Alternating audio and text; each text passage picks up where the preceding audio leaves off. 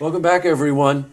As I have said many times, we've been inviting students from schools in our community to come on and talk to us about their feelings about what happened in Florida, how it affects them, how it affects the future.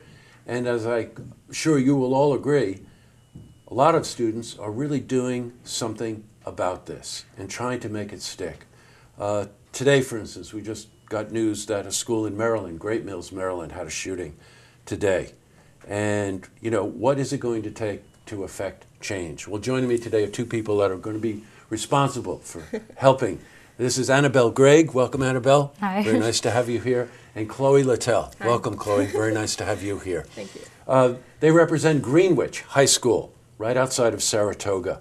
So first, really welcome to both of you. Thank you for coming over. Yeah, of course. I've said many times to our viewers and to my friends, you know, my generation really did want to affect change, and now we're watching your generation.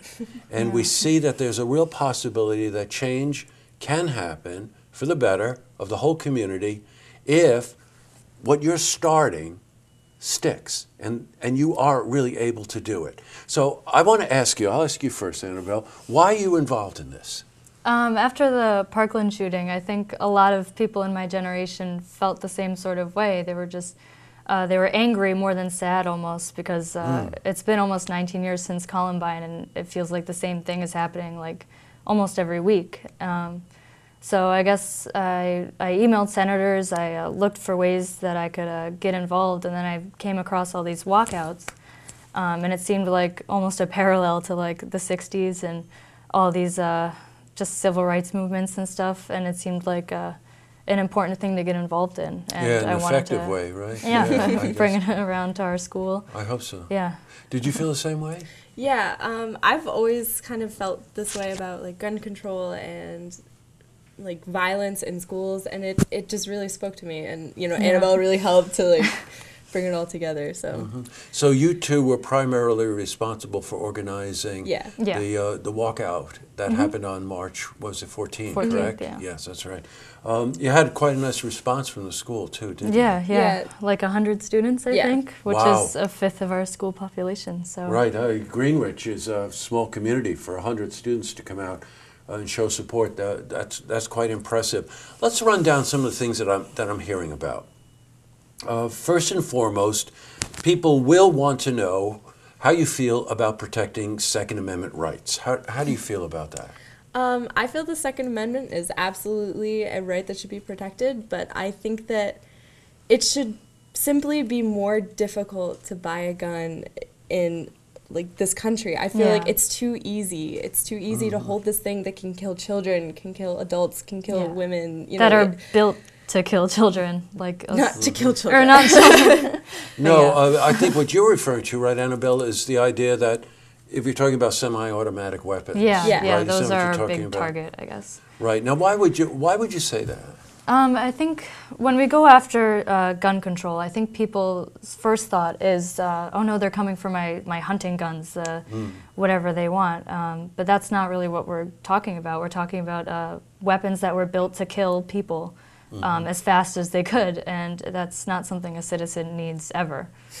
There's really, and actually there was a Supreme Court case that says the Second Amendment does not protect any assault rifles that a student, or not student, that a citizen carries. Right, gotcha. So, they commonly refer to them as weapons of war. Yeah, right? which they are. are. Aptly named, Absolutely. right? And then there's some of the additional things like bump stocks and whatever that just, those we you know, do just not want. sort of increase the capability of some of these automatic weapons, and not necessarily in a helpful way. Yeah. I hear things about, I'd like to know both of your opinions about background checks. We're both Chloe. pretty much Very- in support. very much yeah. so. I think that absolutely you should have to be evaluated to make sure that you are healthy and like in Capable your right mind. Yeah, exactly. To own a weapon of destruction, essentially. Yeah. I think the term that's being thrown around a lot by both sides is mental illness. And I think that's almost a scapegoat. I think obviously if you have an experience with domestic violence, for example, that's definitely something that needs to be taken into account. But not all mental illnesses mean that you're going to kill somebody. Yes, right. 3 million Americans suffer from depression. That doesn't mean they're more susceptible to violence than someone else. Well, you know what? I had students on from one of the other area schools, and they pointed out that we're the only country in the world with this level of violence, and we're not the only country in the world with people that are disturbed or depressed or suffer from some form of mental illness. So then, you know, how do you evaluate that, you know? I think it's crazy that we're a country that's so developed, but we're the only developed country that has mass shootings so often. I mean, look at places like Australia, Japan, Australia is the big example. Britain, I think France. Well, you could take any of the developed country. top 20 it happens, and they find a way countries. to make it not happen almost again. immediately. And this has been just an ongoing thing in our country that easily could be preventable. What do you feel is the most important way you can affect change? I think that voting, first of all, contacting your Congress representatives and any like local just any government body. any government body that sure. you can to like really share your opinion.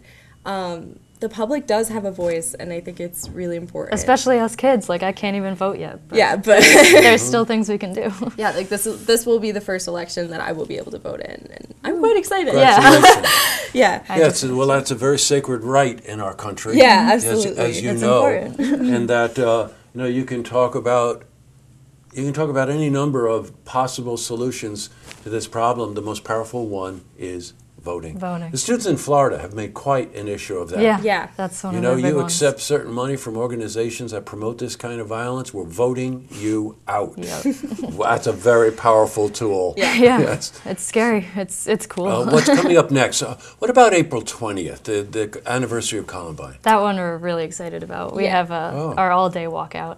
We're planning a kind of we're having speakers there. Lots of local officials are coming. It's going to be good. Now, just to sort of distinguish between the two, this past, on the 14th, that was really to remember and to honor the students that lost their lives. But this one on the 20th is really about change. Yes, this one is. I got it, okay. And that's an all-day event? In somewhere in Greenwich. I know you're still trying to get the proper permits and stuff like that. Working on it. Well, I want to thank you both very much for coming in. Chloe, very nice to meet you. Same, Annabel. And they contacted us. So if you come on, and please tell your friends. This is a welcome forum for anybody in your generation that wants to come on and talk about substantive things that they're doing to try to affect change. Absolutely. Okay, thank you both Thank for coming. you so Very much. nice to meet both. You too. You too. To see this interview again, you can head to our website, looktvonline.com.